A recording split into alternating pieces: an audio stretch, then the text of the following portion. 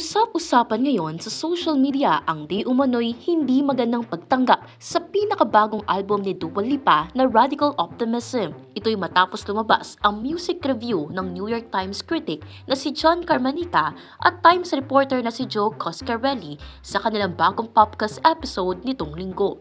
Ayon sa mga host, bago pa man inilabas ang album, napuno na ito ng negatibong komento mula sa netizens at nagdulot ng bad impression sa mga tagapakinig.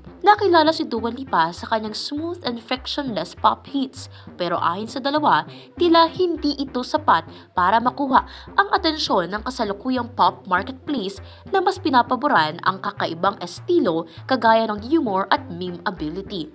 Dagdag pa ng Popcast, kailangan ni Dua Lipa magbago ng music cycle para muling makakuha ng koneksyon sa kanyang audience. Sa kabila ng mga kritisismo sa Radical Optimism, nanatili pa rin ang suporta ng fans sa singer at naniniwalang siya'y nakahanda pa lamang sa slow-burn success.